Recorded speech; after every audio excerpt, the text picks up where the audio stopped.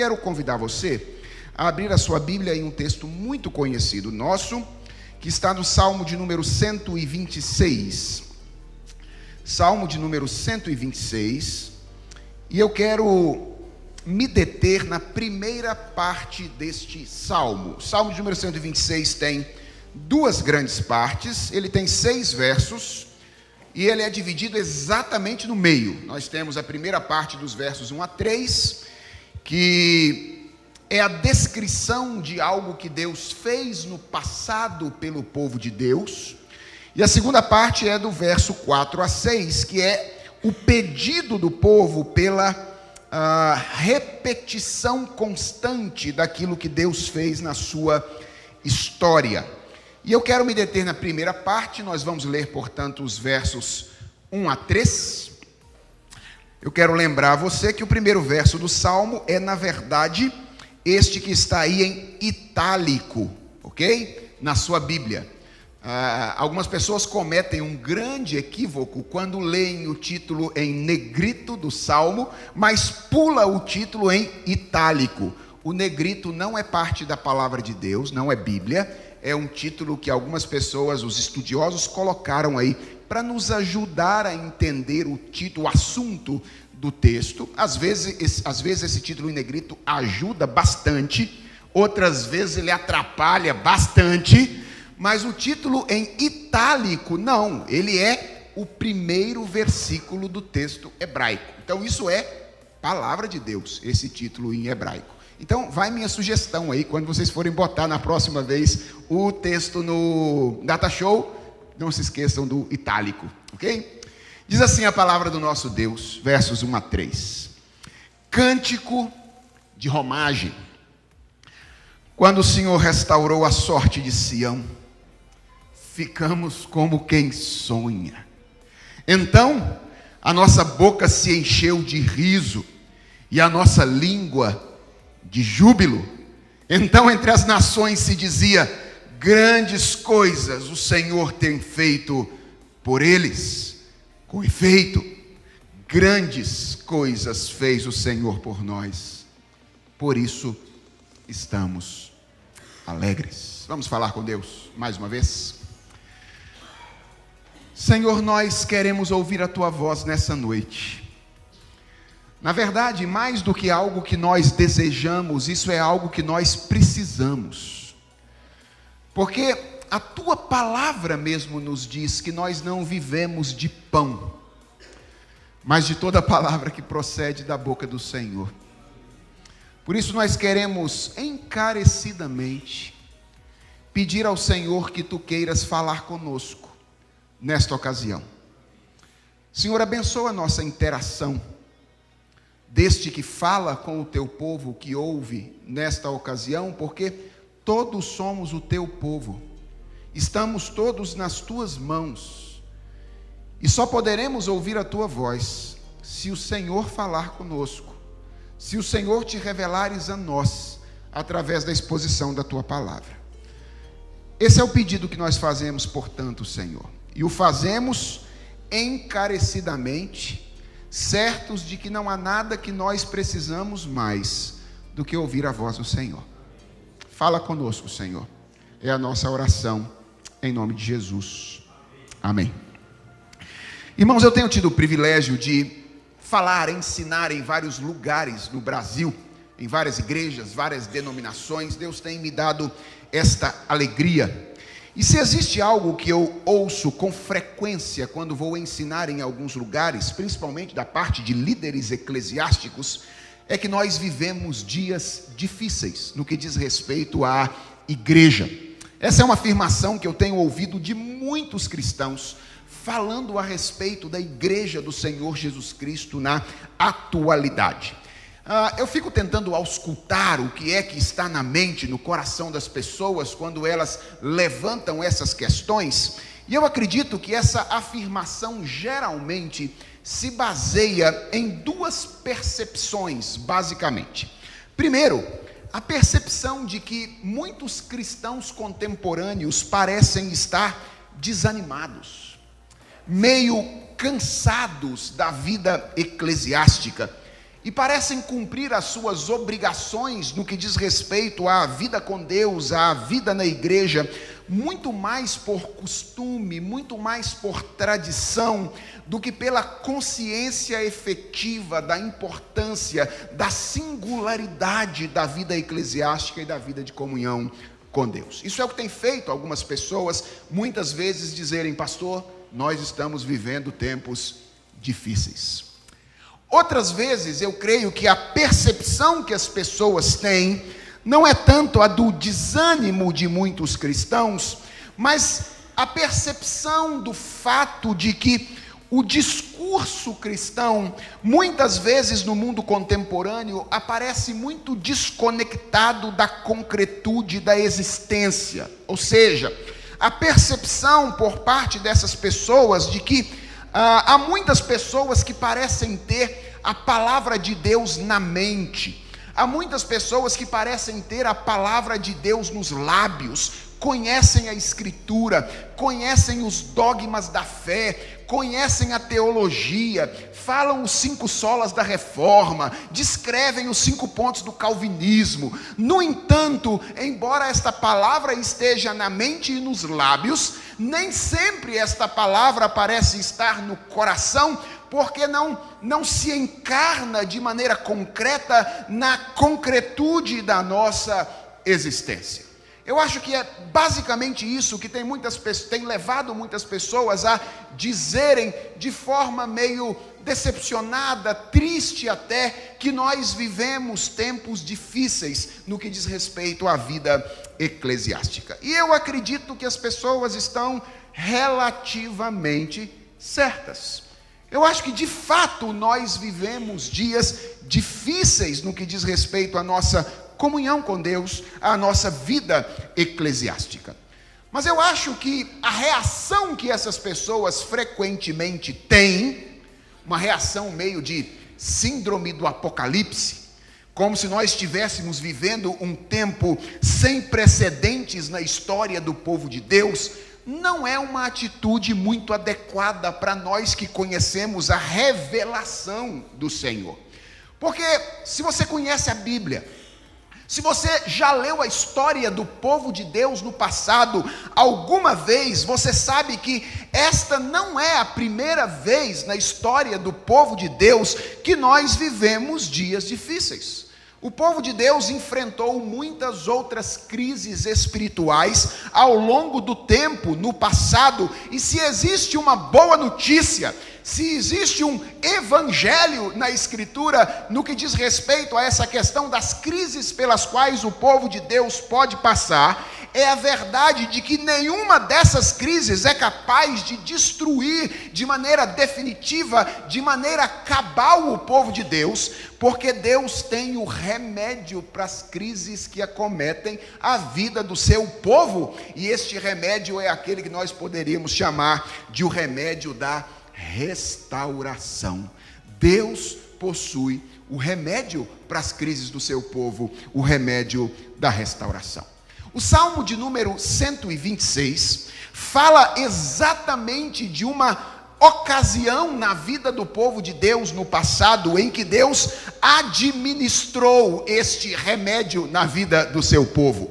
E este salmo passou a ser usado ao longo da história de Israel para animar o povo em momentos difíceis, em momentos de dificuldade. É por isso que o primeiro versículo do Salmo, o texto em itálico, diz que esse é um cântico de romagem. O que isso significa?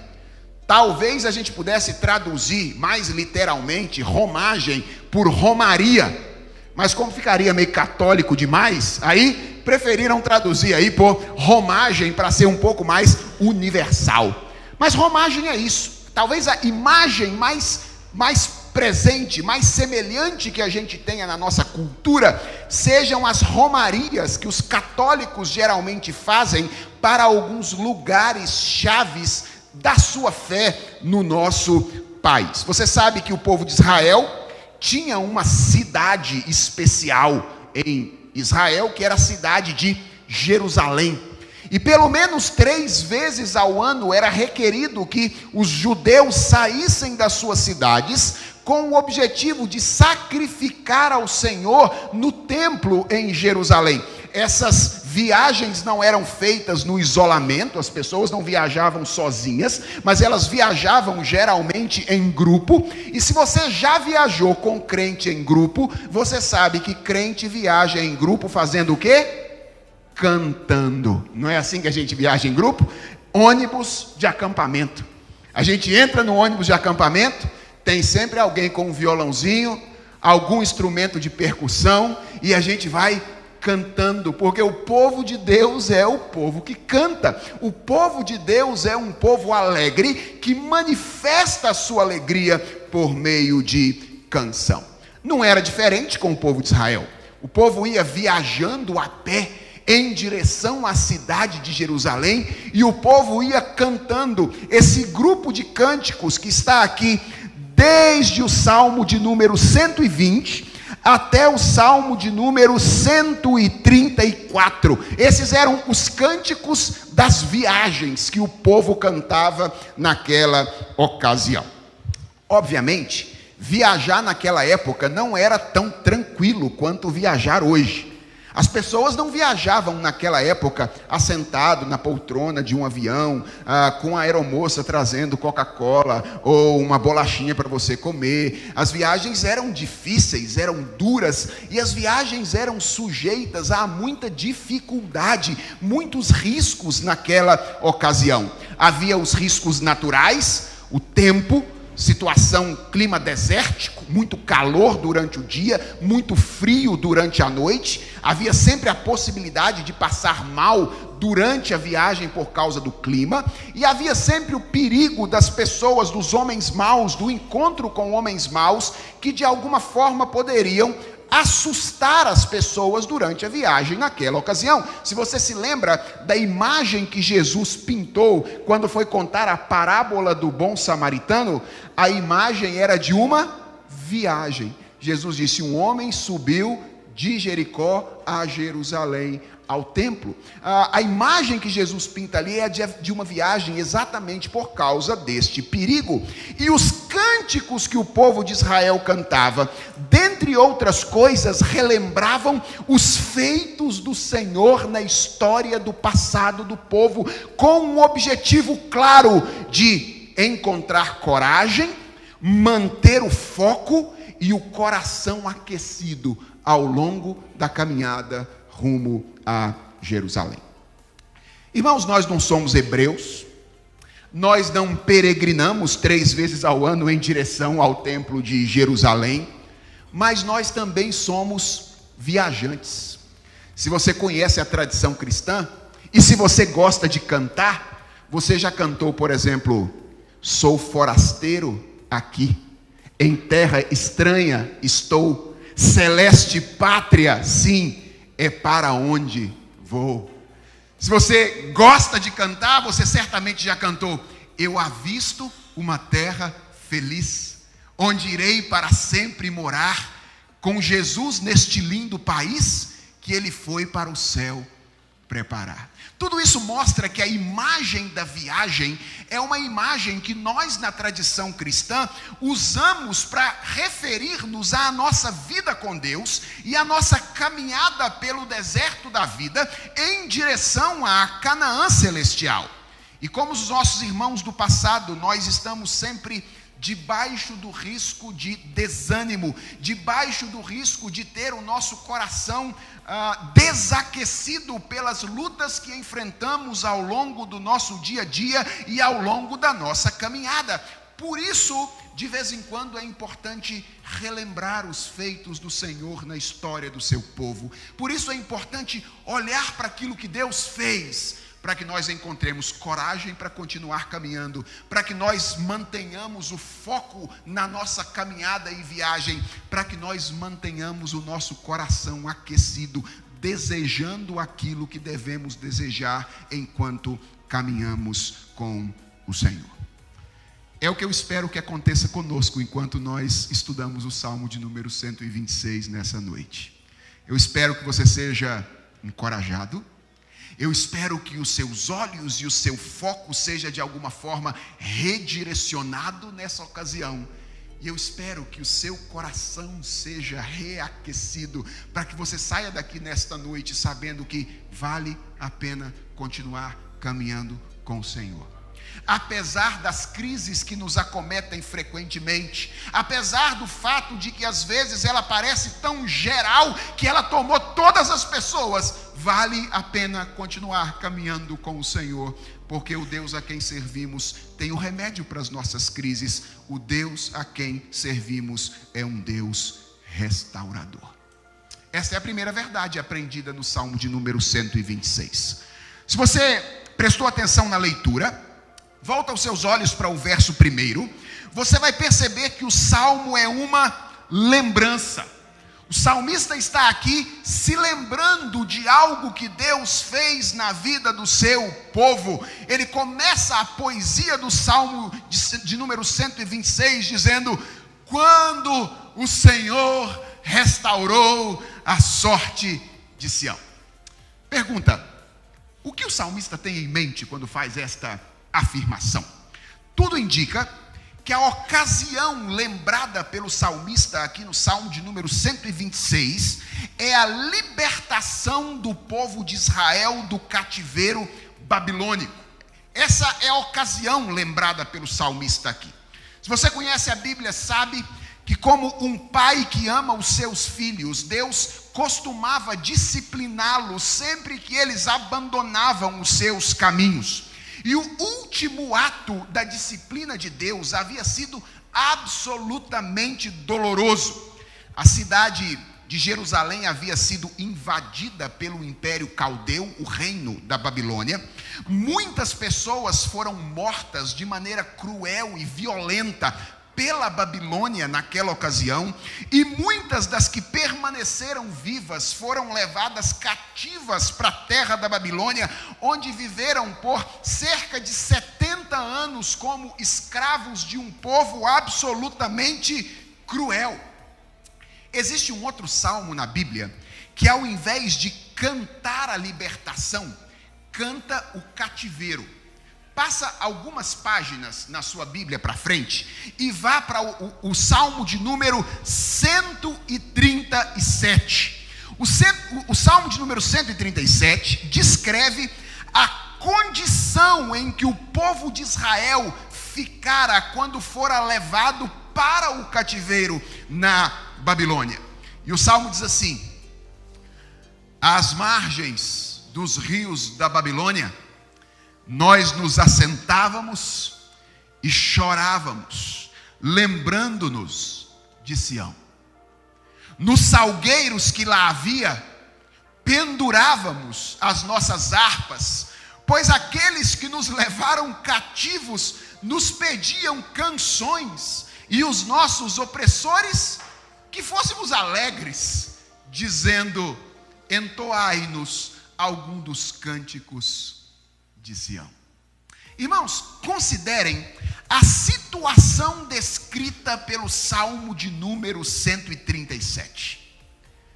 A descrição do Salmo de 137 é a descrição de um povo desanimado.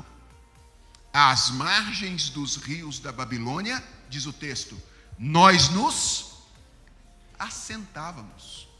A imagem descrita pelo salmista aqui é a de um povo apático, a de um povo que desiste de lutar, um povo que aceita de maneira passiva a sua derrota, um povo que decreta de maneira definitiva o seu fracasso, um povo que diz: não há nada a fazer, a não ser nos assentar ao lado, às margens dos rios da Babilônia.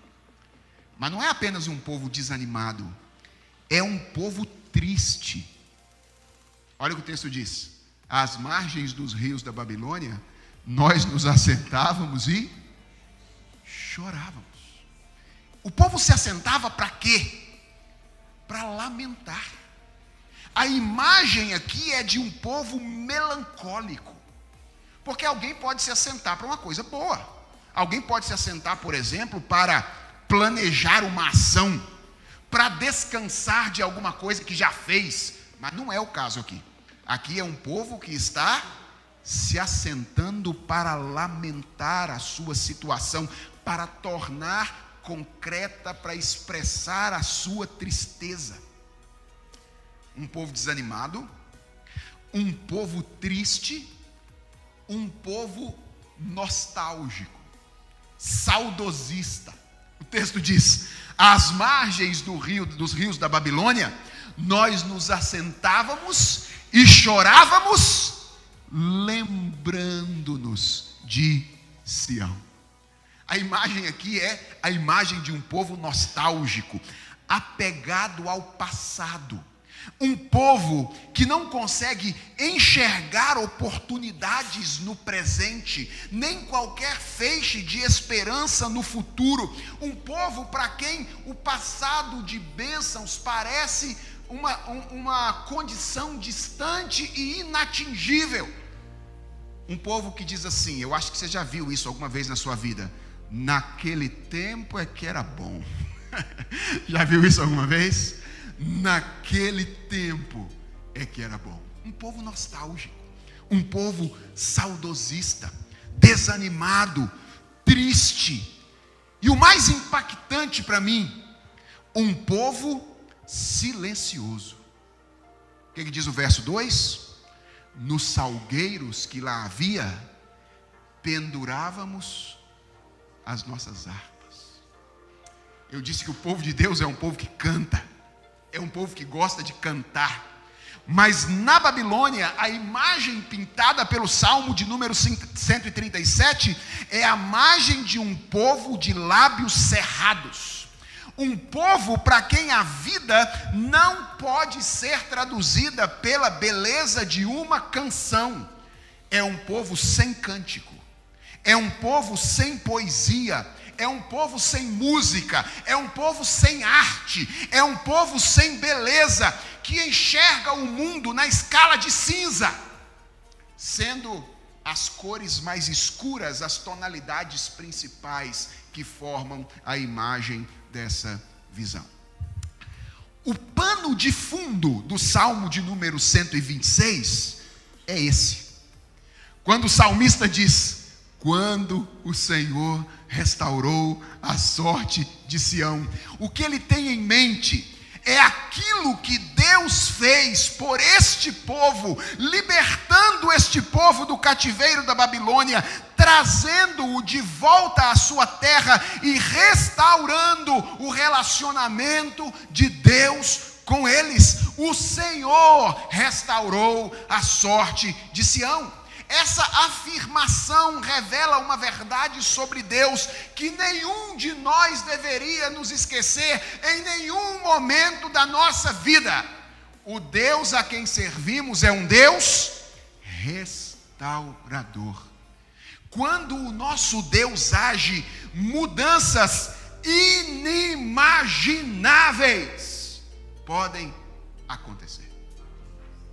Você acredita nisso?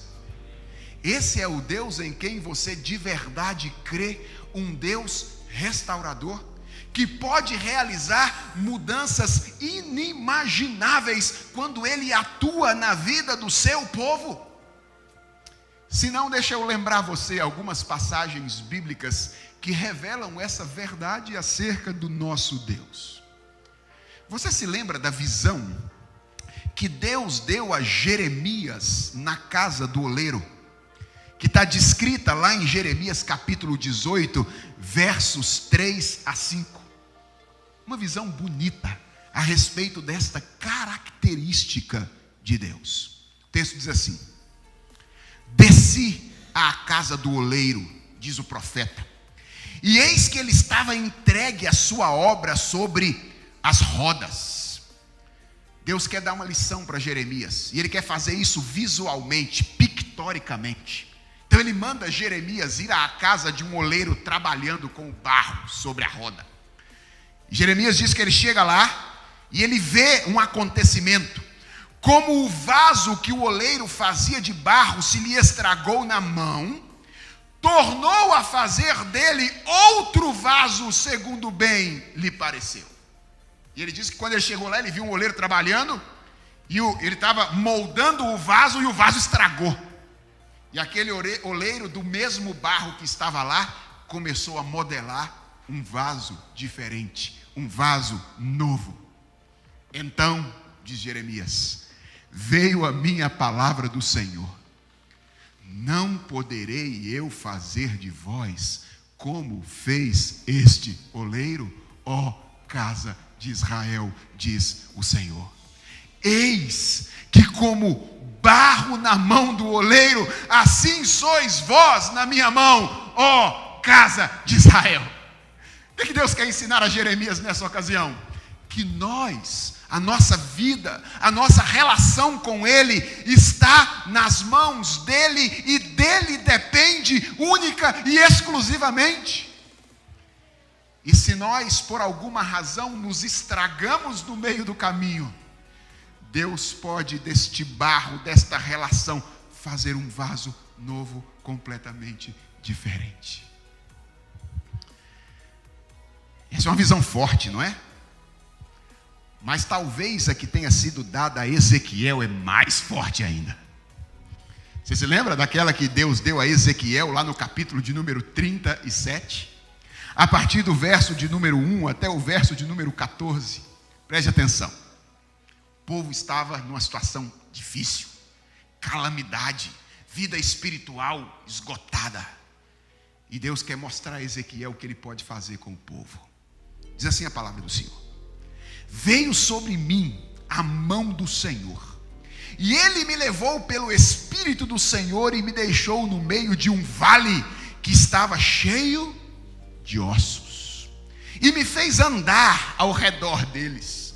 Eram muito numerosos na superfície do vale, e estavam sequíssimos.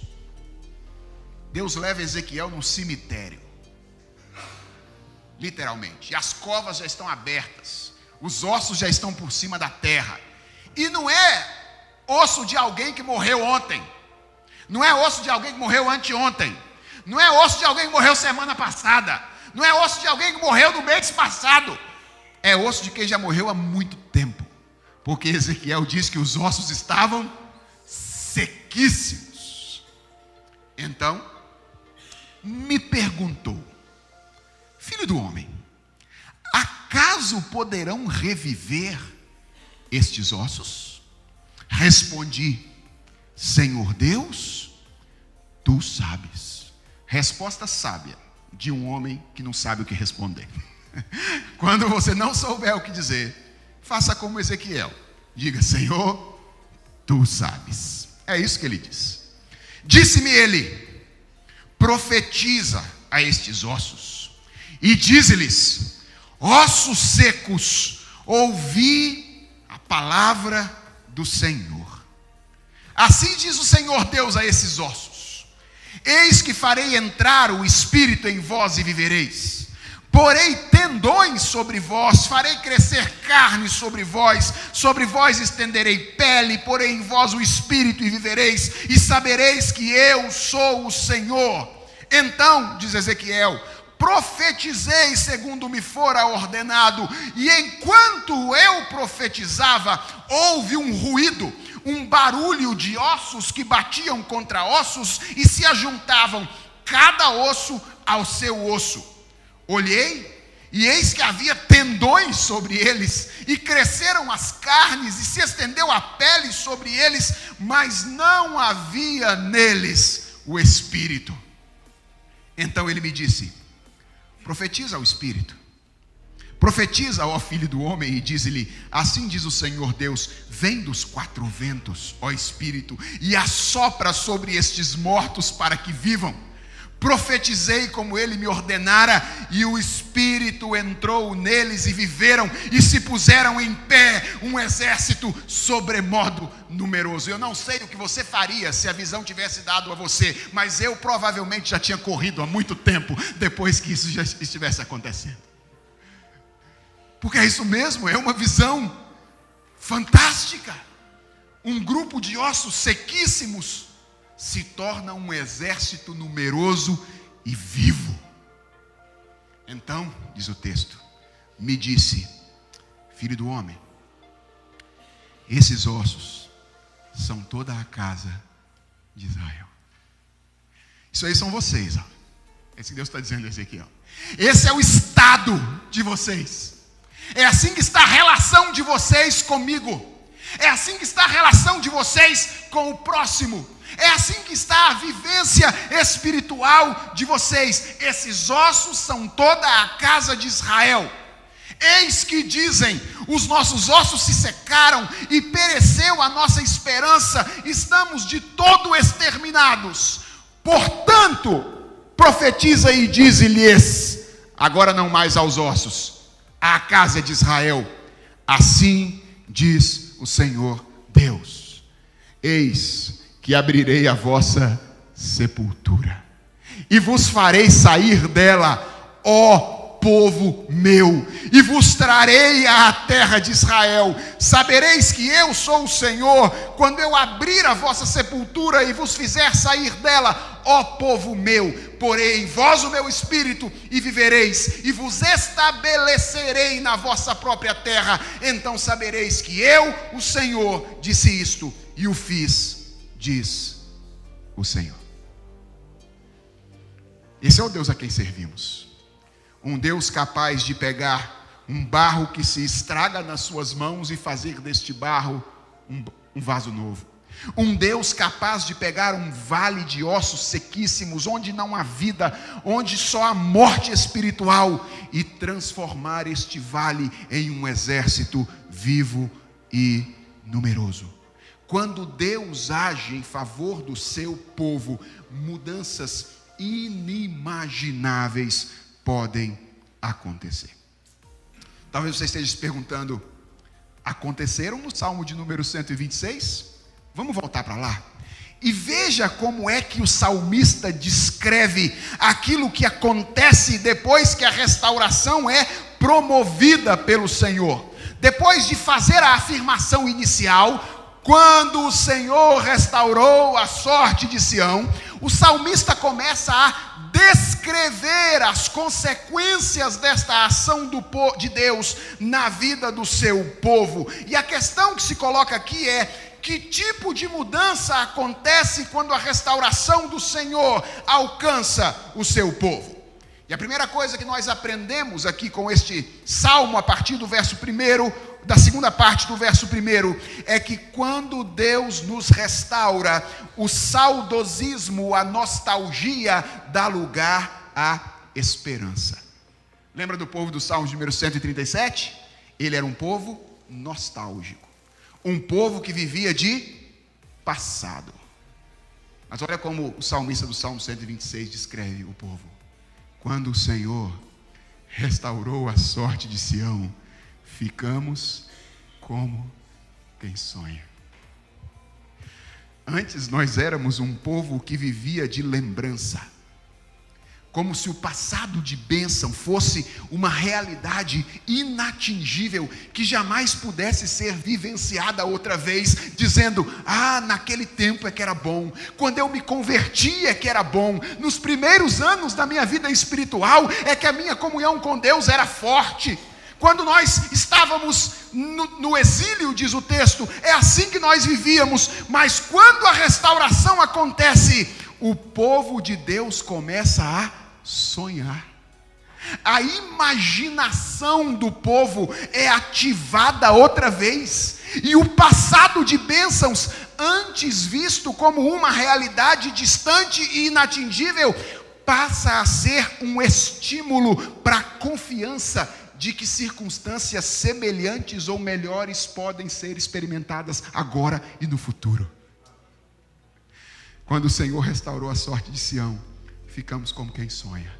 Agora, quando a restauração de Deus nos atingiu, a gente não fica saudoso olhando para trás porque aconteceu. Agora a gente está na expectativa do que está acontecendo, do que Deus está fazendo no presente. Agora a gente está na expectativa daquilo que Deus ainda vai fazer através de nós no futuro. Porque quando a restauração de Deus nos atinge, a nostalgia, o saudosismo dá lugar à esperança. Mas o texto continua e mostra que quando Deus nos restaura, a tristeza abre espaço para a alegria. Quando o Senhor restaurou a sorte de Sião, ficamos como quem sonha. Então, a nossa boca se encheu de riso. Verso 3: com efeito, grandes coisas o Senhor fez por nós, por isso estamos alegres. Lembra da imagem do Salmo 137? Era um povo triste, um povo que carregava nos olhos e nos lábios as marcas de um coração destruído. Mas depois da restauração, o povo tem o seu semblante transformado. As lágrimas são enxugadas, o choro dá lugar ao riso, porque no coração a tristeza deu lugar à alegria. Isso é o que acontece conosco quando Deus nos restaura. A tristeza é tirada do nosso coração e a alegria toma o seu lugar. Só isso? Não, olha o texto.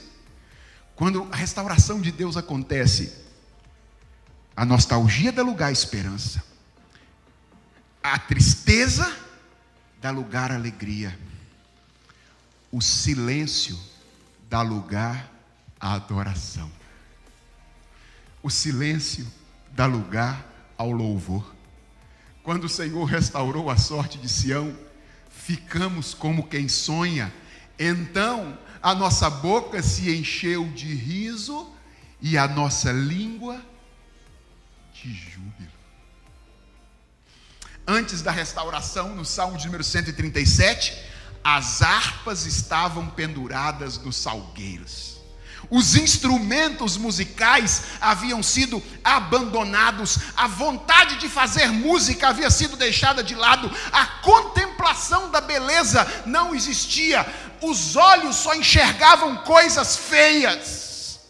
Mas quando Deus restaura o seu povo, a beleza é recuperada, o desejo de fazer música volta ao coração do povo de Deus, as harpas são empunhadas de novo e o silêncio é quebrado com hinos de louvor e adoração e gratidão ao Senhor. É o que diz o verso 3, com efeito, é isso que eles cantavam: grandes coisas fez o Senhor por nós, por isso estamos alegres. Eu não sei qual eram as músicas cantadas nessa ocasião, mas pelo verso de número 3, nós sabemos que eram hinos de gratidão ao Senhor. Se eles estivessem vivendo hoje, a restauração estivesse acontecendo hoje, o 61 ia ser cantado todo culto, o 62 ia ser cantado todo culto, o 63 ia ser cantado todo culto, o cântico Te Agradeço ia ser cantado todo culto. Por quê? Por causa da gratidão ao Senhor, porque eles perceberam o ato de restauração e eles começaram a adorar, louvar ao Senhor pelo que Deus havia feito. Quando Deus nos restaura, o silêncio dá lugar ao louvor, à adoração. E por último, quando a restauração de Deus nos encontra, o desânimo abre espaço para o testemunho. Veja o que diz o verso 2. Então, entre as nações se dizia: grandes coisas o Senhor tem feito por eles. Irmãos, antes da restauração, como é que estava o povo de Israel? Desanimado. Não havia atividade. O povo era um povo apático, incapaz de causar qualquer impacto no lugar onde Deus lhes havia colocado naquela ocasião. Era a Babilônia, era um lugar difícil, mas Deus os havia plantado ali para que eles florescessem no lugar onde estavam plantados. Eles, porém, não tinham condições de fazer isso, estavam desanimados, estavam derrotados, haviam decretado o seu fracasso. Mas quando a restauração de Deus os alcança, o povo se levanta. As pernas do povo são firmadas, os braços do povo são fortalecidos, e mesmo de o povo ser ativamente instrumento de testemunho, ele começa a testemunhar passivamente pelo fato de ter sido alcançado pela redenção ou pela restauração do Senhor. As nações olham para aquilo que está acontecendo com Israel, para o levantar de um povo prostrado, e começa a dizer: esse povo tem um Deus verdadeiro, esse povo tem um Deus com quem ele pode contar, esse povo tem um Deus que pode fazer coisas inimagináveis, porque esse povo tem um Deus cuja característica é aplicar às crises de seu povo o remédio da restauração. O que ensina a primeira parte do Salmo de número 126? Talvez nós pudéssemos, numa linguagem bem contemporânea, criar aqui uma metáfora do Salmo de número 126 e dizer que ele diz mais ou menos o seguinte: Deus restaura o seu povo. Não importa o tamanho da crise, Deus pode restaurar o seu povo.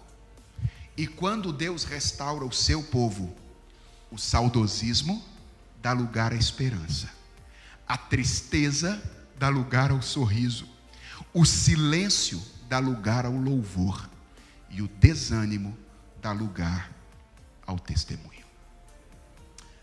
A pergunta que nós precisamos responder ao final desta mensagem, depois de termos aprendido com o Salmo de número 126, é: o que ele requer de nós? O que a verdade de que Deus é restaurador e de que a restauração de Deus faz isso tudo nos estimula a fazer a partir de agora? Eu quero encerrar com duas aplicações práticas muito rápidas que eu creio são importantes para nós nesta ocasião, em virtude do tempo, dos dias em que nós vivemos. Eu creio que o primeiro chamado, meus irmãos, que entender esta verdade do Salmo 126 nos faz em nosso tempo, nesta ocasião, é o chamado para sermos realistas e pararmos de esconder as nossas crises. Nós vivemos num tempo que adora a aparência. Nós vivemos no tempo do Instagram, do Facebook. Nós vivemos no tempo em que nós queremos mostrar para as pessoas que tudo está bem conosco. Mas se você é um cristão como eu e enfrenta as suas lutas cotidianas, você sabe que nem todos os dias a nossa vida cristã vai de vento em popa. Nem todos os dias. E uma das coisas mais prejudiciais à nossa vida cristã se chama hipocrisia. O que é hipocrisia? É a tentativa de esconder nossas crises de relação com Deus por trás de um sorriso dissimulado. É assim que nós vivemos muitas vezes. É isso que nós fazemos muitas vezes. Nós tentamos demonstrar, às vezes só para os outros, às vezes para nós mesmos, que tudo vai bem, quando na verdade as coisas vão mal. Como é que a gente faz isso? A gente faz isso, por exemplo, tentando multiplicar o número de atividade eclesiástica. As coisas estão mal, a gente quer fazer um monte de coisa na igreja. Eu quero pegar mais cargo, eu quero ter mais função. Para quê? Para não ter tempo de parar e olhar para dentro. Quanto mais coisa eu fizer, melhor. Aí eu esqueço que eu estou mal com Deus. Então eu quero fazer mais coisa, eu quero atuar, fazer mais. Outras vezes, não é na igreja, é fora. São doses cavalares de trabalho e diversão. A gente enfurna a cabeça no trabalho, 14 horas por dia, 16 horas por dia. Para quê? Para não olhar para dentro. para não se confrontar com o fato de que o nosso coração não está bem diante de Deus. Se não é o trabalho, outras vezes é a diversão, viagem, uma saída para beber com os amigos, um namoro aqui, outro acolá, diversão. Meios que a gente tenta usar para tentar dizer para nós e para os outros que tudo está bem conosco. Se você entendeu bem a lição dessa noite, que Deus é um Deus restaurador, entenda também esta aplicação. A hipocrisia, ela pode manter intocada a sua imagem diante de você e diante dos outros, mas ela também vai manter intocados os seus problemas diante de Deus. Entenda isso. Se você deseja vencer as suas crises, e eu sei que você as tem, não é porque eu tenho qualquer poder especial de ler o seu coração ou a sua mente, ok? É porque eu sou humano como você. Eu conheço o que é caminhar com Deus em um mundo mau. Eu sei que você as tem. Eu quero que você saiba que o primeiro passo é reconhecê-las. Você precisa parar de mentir para você mesmo. Precisa parar de mentir para as pessoas. E precisa diante de Deus dizer: Senhor, aqui estou eu para dizer ao Senhor que nesse momento as coisas não estão bem comigo. E a coisa mais bela que esse salmo diz a você é que você não precisa se esconder. Você está tentando se esconder à toa, porque Deus conhece, e porque Deus, tendo conhecimento, tem prazer em restaurar o seu povo, quando o seu povo se quebranta nas crises que ele tem na relação com o Senhor. Então a primeira aplicação é: para de esconder. Confessa diante do Senhor as suas crises. E a segunda grande aplicação é: busque no Senhor e espere exclusivamente do Senhor a restauração da sua situação. Por que eu estou dizendo isso? Porque tempos de crise, meus irmãos, são tempos em que a gente mais ouve propaganda. Não é verdade? Quando as coisas estão mal com a gente, um monte de vozes começa a se levantar ao nosso redor para dizer assim: eu tenho uma solução, eu tenho um caminho para você. Não é assim, por exemplo, quando a gente está enfrentando uma enfermidade difícil? Eu conheço crente que, no meio de uma enfermidade difícil, procura até terreiro de umbanda. Por quê? Porque vozes ao seu redor começam a se levantar em um momento de fragilidade espiritual e emocional para dizer: vai lá, ó. Eu conheço alguém que foi e que voltou diferente. Eu conheço alguém que foi e voltou curado. Quando a gente está mal, a gente começa a ouvir todas as vozes que estão ao nosso redor. E frequentemente, o caminho apontado por essas vozes é atraente, porque promete resultados imediatos. Não é assim? Ó, vem aqui que eu tenho uma oração forte, resolve de uma vez. Ó, é só levar o lencinho com o suor do pastor fulano de tal para casa. Resolveu. Pega a florzinha ungida que estão dando na igreja tal. Um pouquinho de sal grosso também pode ajudar em tal lugar. As vozes se levantam para dizer: ó, resolva suas crises aqui. O que eu quero que você entenda é que o salmo começa com a expressão dizendo o seguinte: o Senhor restaurou a sorte de Sião.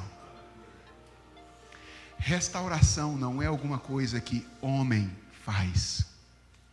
Restauração é algo que Deus faz. E isso significa que o convite maior dessa mensagem para nós, povo de Deus, é: busquemos ao Senhor. e não ouçamos as outras vozes que se levantam ao nosso redor para nos desviar do caminho onde nós podemos encontrar a verdadeira restauração. O que esta mensagem diz a você é: você está em crise, você precisa da restauração, então não há outro caminho, você precisa falar mais com Deus, precisa orar mais. Você precisa ouvir mais frequentemente Deus falar através da sua palavra.